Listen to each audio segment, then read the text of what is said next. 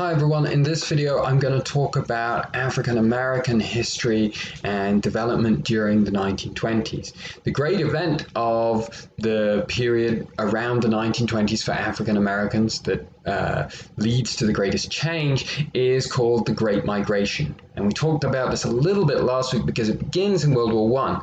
After the United States enters the war, there's a labor shortage in northern factories. And so because people have gone off to war. And so we find that job recruiters are going to the South and are encouraging African Americans to leave the South and come to the North to work in northern cities, typically in industrial jobs. And we find that African Americans are going. This offers them a way out of Jim Crow society and offers them more freedom and better wages. And so we find that about 1 million African Americans are going to make this move from the South to the North. Now, they certainly aren't always accepted in the North. We find, especially when soldiers start to return home, when they feel threatened by an influx of African Americans into their city, they feel like their jobs are under threat. We find that race riots break out in northern cities. There are problematic issues with race relations in the North, just in the same way as there are in the South during this period. But nevertheless, that African Americans are less persecuted, certainly in terms of their right to vote, than they are in the Jim Crow South at this time. And it's perhaps because of this great migration, because of these changes that are happening in American society, that we see a rise in intolerance towards African Americans during this period. It's in 1915 that President Woodrow Wilson's friend produces a video called Birth of a Nation, which glorifies the pre-war slavery southern United States and tends to demonize African Americans. This leads to the creation of a new KKK. So the previous Ku Klux Klan that had been a terrorist organization during Reconstruction in the 19th century had kind of died out with Reconstruction. But at this point in the 20th century, we see the idea of the KKK reemerge as a renewed movement. This time not so much in the South, but we find it in other states around the Union. About 16% of the members of this new organization we find in former Confederate states, but the rest of them are in other states. So again, that gives you an idea that there are very problematic attitudes towards race that we find all across the United States, not simply in the South during this period. And we find that the KKK, its agenda is not just restricted to preventing African Americans from voting and encouraging segregation. Now it's broader. It includes opposition to immigrants, opposition to Catholics, opposition to Jews. And so these kind of ideas are what are driving the revival of the KKK, which becomes so powerful that at one time there is a KKK rally that marches down Pennsylvania Avenue, thousands and thousands of members.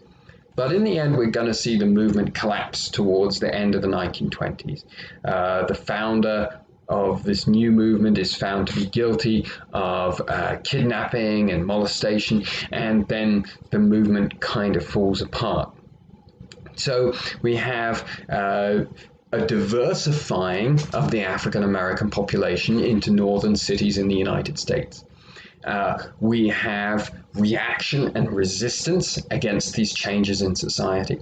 And we also have the agency of African Americans in developing their own culture during the 1920s. And this is a movement that's collectively known as the Harlem Renaissance. And so we find that the neighborhood of Harlem in New York sees a great concentration of African Americans living there. So many that you start to see a sense of shared culture, a sense of associating African Americans, all African Americans, with the way that African Americans live in this neighborhood. And so Harlem becomes this place which is seen as the capital of the types of freedom that we've been talking about in studying this period of the 20s.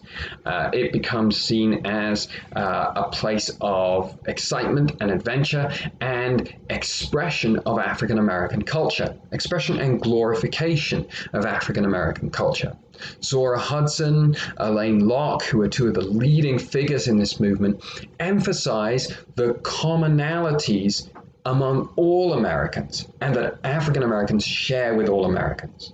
So they present themselves, they present the music and the art and the literature that's being produced in Harlem, they present that as fundamentally American with some African influences thrown in.